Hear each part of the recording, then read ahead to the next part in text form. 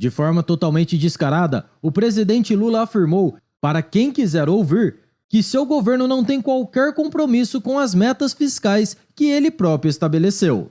Este é a Visão Libertária, sua fonte de informações descentralizadas e distribuídas. Esse artigo foi escrito por Quintessência, revisado por JJ Liber e narrado por Coreia com K. Todo mundo sabia disso, mas é sempre bom ver o Lula cometer mais um de seus sincericídios. Em seu famigerado Café com o Presidente, o Molusco recebeu diversos jornalistas no Palácio do Planalto, uma oportunidade que foi utilizada por Lula, dentre outras coisas, para falar besteiras sobre o Oriente Médio.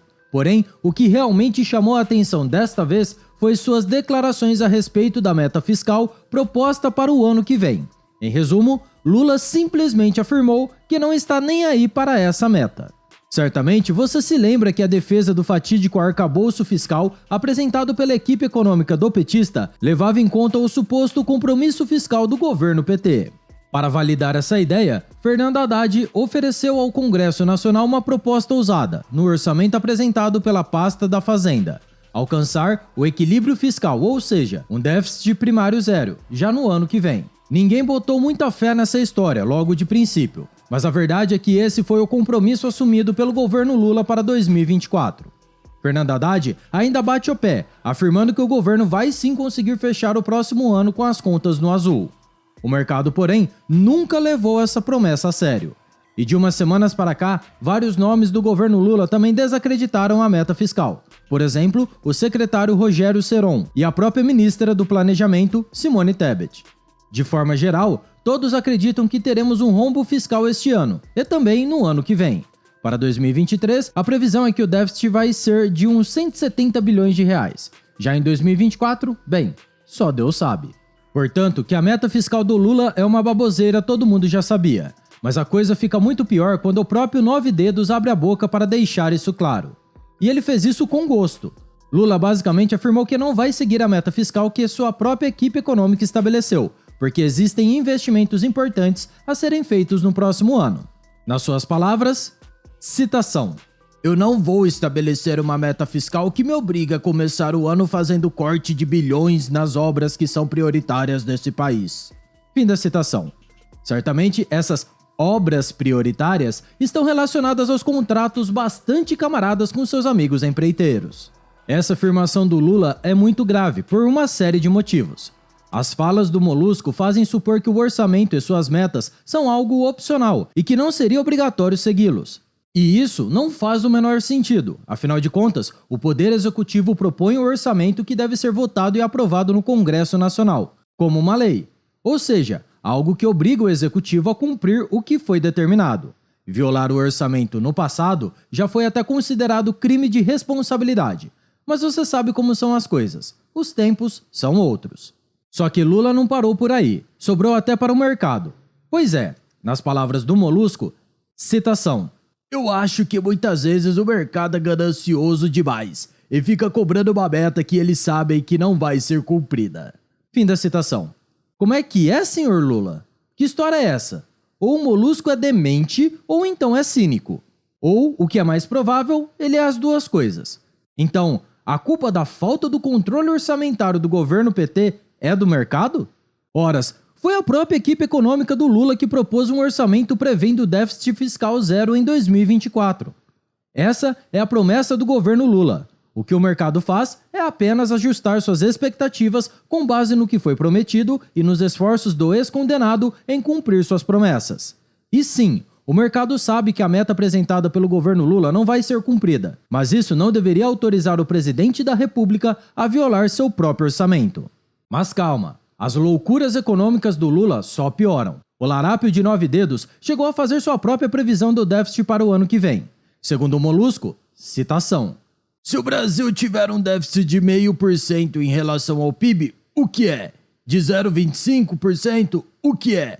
Nada, absolutamente nada." Fim da citação. Percebe que o Lula é um sujeito para quem o dinheiro ou a falta dele não é um problema. Afinal de contas, o PIB brasileiro do ano passado foi cerca de 10 trilhões de reais. Ou seja, se levarmos em conta os percentuais apresentados pelo Lula, estaremos falando de um rombo no valor de 25 a 50 bilhões de reais. maior que o orçamento de muitos ministérios do governo petista. O pior é que, se o Lula está prevendo um rombo desse tamanho, provavelmente o buraco vai ser muito, mas muito maior. O resultado prático das falas do Lula não demorou a surgir. Antes do cachaceiro abrir a boca para falar bobagem, o mercado financeiro estava até de bom humor. O dólar estava caindo, cotado a R$ 4,93, e a bolsa de valores subia quase 0,5%. Tudo parecia bem tranquilo, até que a hecatombe lulista tomou conta dos noticiários. Aí, a maré virou. O dólar disparou, ultrapassando mais uma vez a marca de R$ 5,00. Já o índice Ibovespa reverteu seus ganhos e terminou o dia amargando uma queda de 1,29%.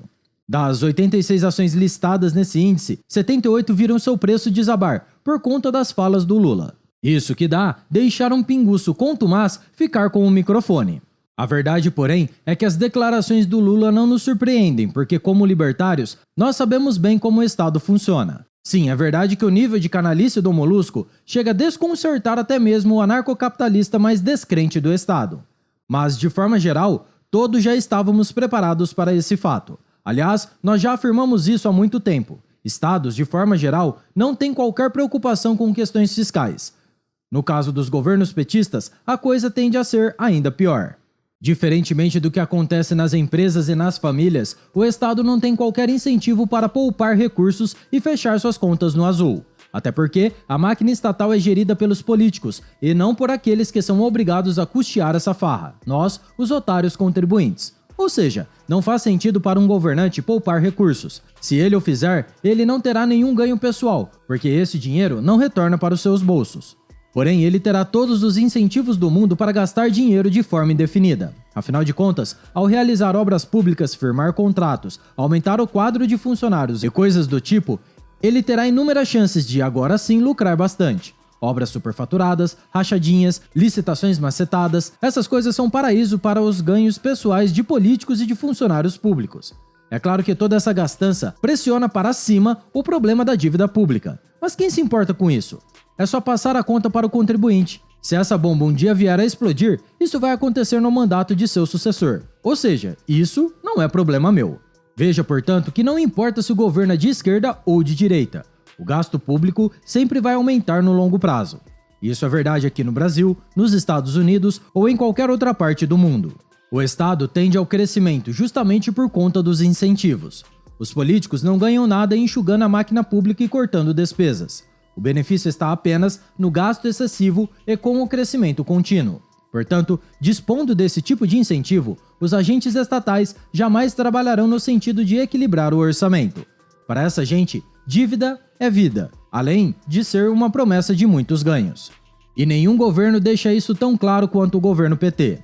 Veja que Lula e sua equipe econômica só levaram poucas semanas para afirmar, na maior cara de pau, de que o compromisso fiscal que eles próprios estabeleceram não vai ser cumprido. E ainda colocaram a culpa disso no pobre do mercado. Mas disso todos nós já sabíamos. Lula precisa gastar cada vez mais para dar cargos para o Centrão, financiar obras do seu PAC, Programa de Aceleração da Corrupção, dos desvios, emprestar dinheiro para a Argentina e também para dar luxos para sua primeira-dama. Nesse seu intento, não demora mesmo para que o compromisso fiscal vá para as cucuias. No governo petista, não existe nem teto de gastos, nem arcabouço fiscal. O governo Lula é apenas a casa da mãe Joana da gastança estatal.